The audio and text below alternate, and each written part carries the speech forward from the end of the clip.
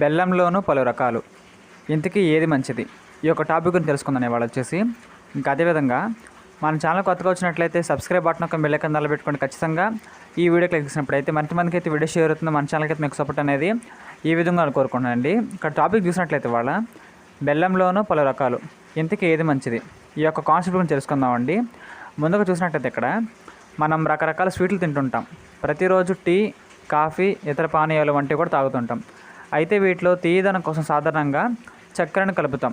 వాస్తవానికి షుగర్ ఓ పరిమితికి మించితే ఆరోగ్యానికి మంచిది కాదంటారు. కాబట్టి కొందరు దీనికి ప్రత్యామ్నాయంగా బెల్లం కూడా వాడతారండి.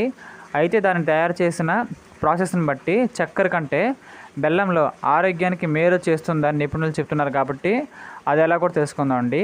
ముందుగా చూసినట్లయితే ఇక్కడ ఇది చెరుకు రసంతో సాధారణంగా తినడానికి ఉపయోగించే బెల్లం ఎక్కువ శాతం చెరుకు నుంచి తయారు చేస్తారు. పొలంలో పండించిన చెరుకు గడ్డలను తీసుకొచ్చి వాటి నుంచి రసం తీసి వడపోసి బాగా మరిగిస్తారు. బాగా పాకానికి వచ్చాక దానిని బయట తీసి అవసరమైన ముక్కలుగా పొడిగా ప్యాక్ చేస్తుంటారు. ప్రజెంట్ మన దేశంలో ఎక్కువగా చెరుకును తయారు చేసిన బెల్లాన్ని ఎక్కువగా వాడుతున్నామండి. ఇందులో మరయూర్ బెల్లం కూడా చాలా ఫేమస్. ఇది కేరళ రాష్ట్రంలోని మరయూర్ పట్టణంలో తయారు చేస్తారు కాబట్టి ఆ పేరు వచ్చింది. ఎలాంటి కెమికల్స్ మిక్సింగ్ లేకుండా దీన్ని అయితే మన కోసం కేవలం చెరుకు రసం నుంచే తయారు చేస్తారు అని నిపుణులు చెప్పడం జరుగుతుందండి.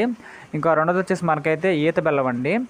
ఈత బెల్లం తెలుగు రాష్ట్రాల్లో దాదాపు ఎవరు వాడరు, కానీ పశ్చిమ బెంగాల్లో కానీ చూసినట్లయితే దీనికి ఎక్కువగా ఉపయోగిస్తారండి. ఈత చెట్టు నీరుతో దీన్ని తయారు చేస్తారు.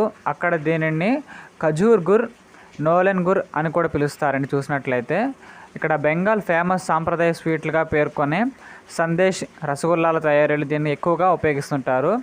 అన్ని రకాల పోషకాలు ఉండడంతో ఆరోగ్యానికి మంచిదని చెబుతారండి. ఈ యొక్క రెండోదాన్ని వచ్చేసి ఇంకా మూడోది వచ్చేసి మనకి తాటి బెల్లం అండి. మన దేశంలో తాటి బెల్లం కూడా చాలా ఫేమస్ అండి. ఇందులో మెగ్నీషియం, ఐరన్, విటమిన్లు, బైకాంప్లెక్స్ ఫుల్గా ఉంటాయి కాబట్టి ఆహారంలో భాగంగా తినడానికి ఆరోగ్యానికి మంచిదని కూడా చెబుతుంటారు. దీనిని సహజమైన పులియబెట్టని తాటి నీర నుంచి తయారు చేస్తారు.